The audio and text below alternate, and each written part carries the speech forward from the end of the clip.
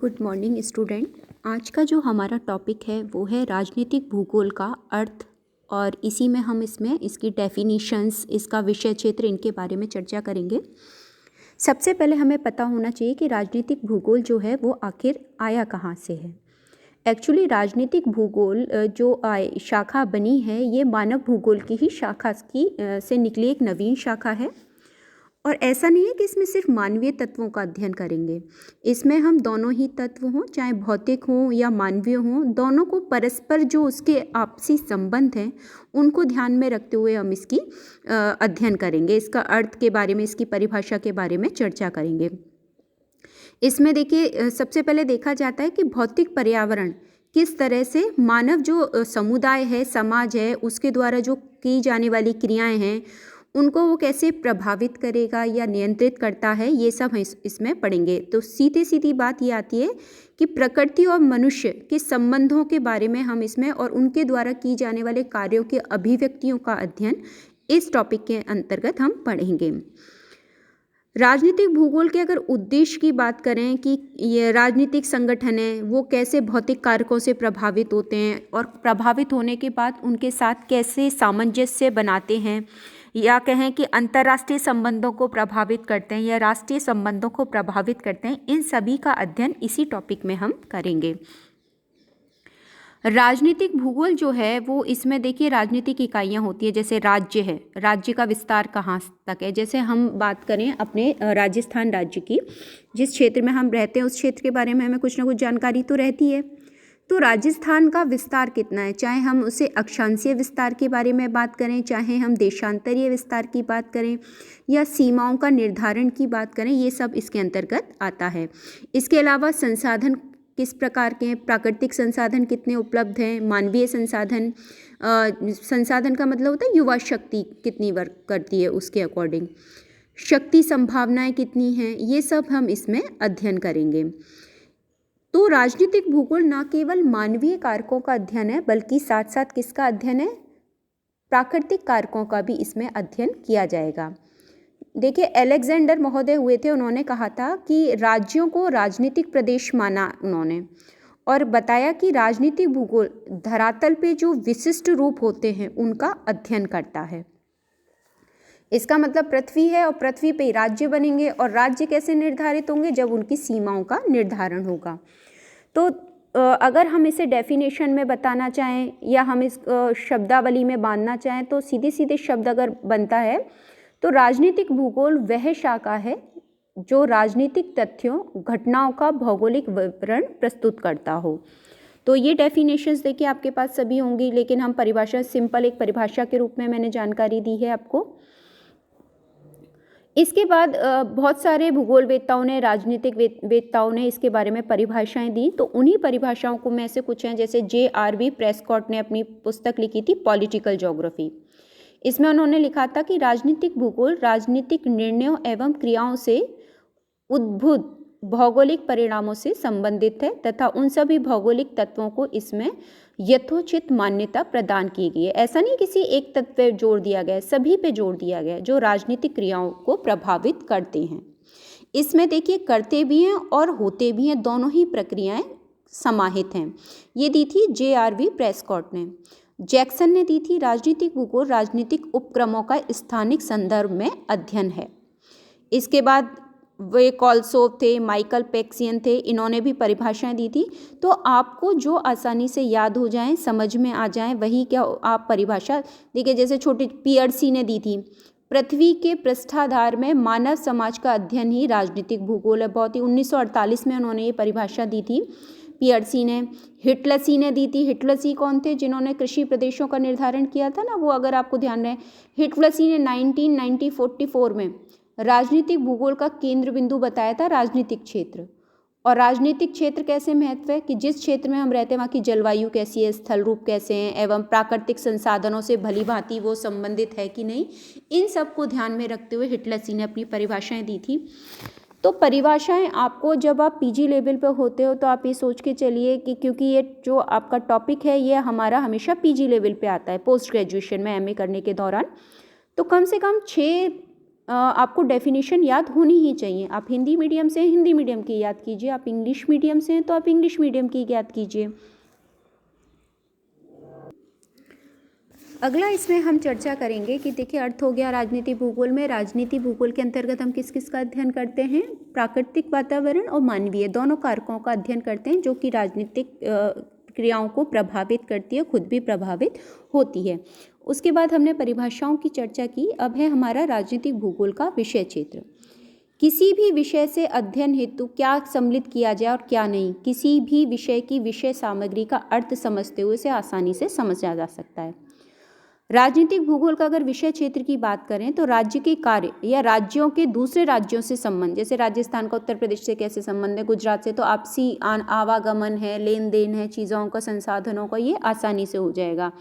या अंतर्राष्ट्रीय स्तर पे बात करें तो अगर हम पाकिस्तान भारत की स्थिति कहें तो अच्छे संबंध नहीं है तो कितनी सारी चीज़ों में अवरोध आता है। तो ये क्या हो जाता है, उसका विषय क्षेत्र हो जाता है जो उसके क्षेत्र से संबंधित होते हैं। राज्यों के राजनीतिक संबंध विभिन्न परिस्थितियों पर निर्भर करते हैं क्योंकि राजनीतिक लक्षणों की उत्पत्ति इन्हीं संबंधों पर निर्भर करती है। राजनीतिक भूगोल के अंतर्गत राजनीतिक भूदृश्यावली का विश्लेषण किया जाता है, जैसे राजनीतिक आर्थिक कारक हैं, आंतरिक कार्य हैं, बाह्य कार्य हैं, ठीक है, तो ये सब इसमें सम्मिलित किए जाएंगे। तो अगर हम बात करें राजनीतिक भूगोल का विषय क्षेत्र कोई बहुत छोटा नहीं है, बहुत बड़ा है, बहुत विस्तृत है। विद्वानों ने इसे बहुत कम प्रयास किए हैं समझाने के लिए। हार्टशॉन ने 1935 में इस विषय वस्तु को राज्यों के संदर्भ में समझाने का प्रयास किया था और इसको कई भागों में बांटने की प्रक्रिया भी चलाई थी। लेकिन अगर हम सामान्य स्तर पर बात करें तो विषय क्षेत्र को परिभाषित करने वाली बहुत विचारधाराएं आई, लेकिन वर्तमान में जब हम बात करते हैं तो इसमें हार्टशॉन की आती है। इन्होंने 3 क्षेत्रों को विशेष रूप से बांटा था। अगर हार्टशॉन की चर्चा करें तो सबसे पहले हार्टशॉन ने दिया था, हार्टशॉन ने 1935 में इन्होंने चर्चा की थी और इन्होंने 3 शीर्ष क्षेत्र बताए थे। तो 3 में थे, पहला तो था राज्य के वर्णनात्मक विश्लेषण, राज्य के वर्णनात्मक विश्लेषण के बारे में इन्होंने बात की थी। अब इस विश्लेषण में हम क्या क्या पढ़ेंगे, जैसे समूचे क्षेत्र का वर्णन करना, उसकी व्याख्या करना, आंतरिक संरचना का अध्ययन करना, उसकी व्याख्या करना, ये तो इन्होंने इसमें लिया। इसके बाद सेकंड जो इन्होंने लिया था वो वर्तमान क्षेत्र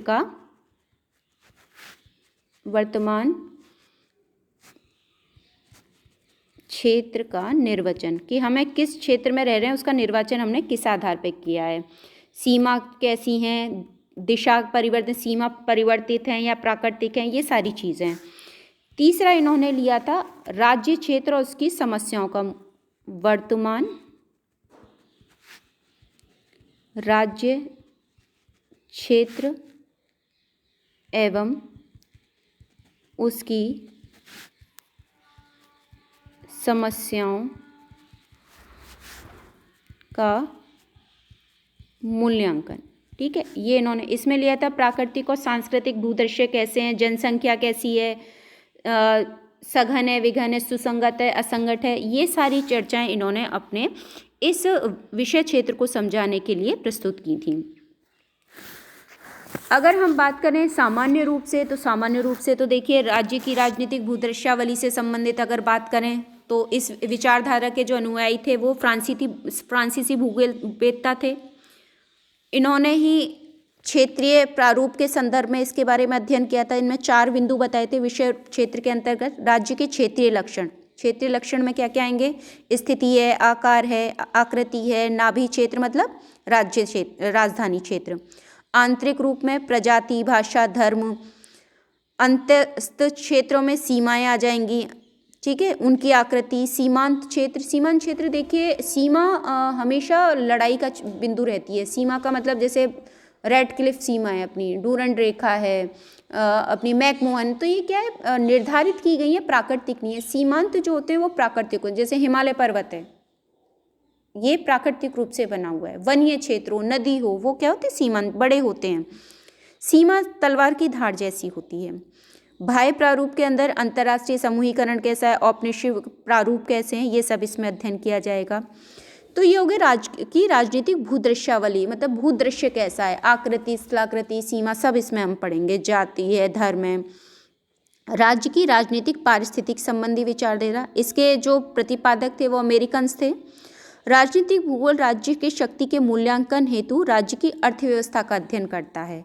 यदि पूर्वोक्त विचारधारा में क्षेत्र पर अधिक बल दिया गया तो इसमें राज्य के मानव समूह और उनके द्वारा किए जाने वाले आर्थिक कार्यों पर विशेष बल दिया गया था, क्योंकि जिस क्षेत्र में प्रति व्यक्ति आय अच्छी होगी, राष्ट्रीय आय अच्छी होगी, राष्ट्रीय आय अच्छी होगी तो क्षेत्र अपने आप ही विकसित क्षेत्र दिखाई देगा।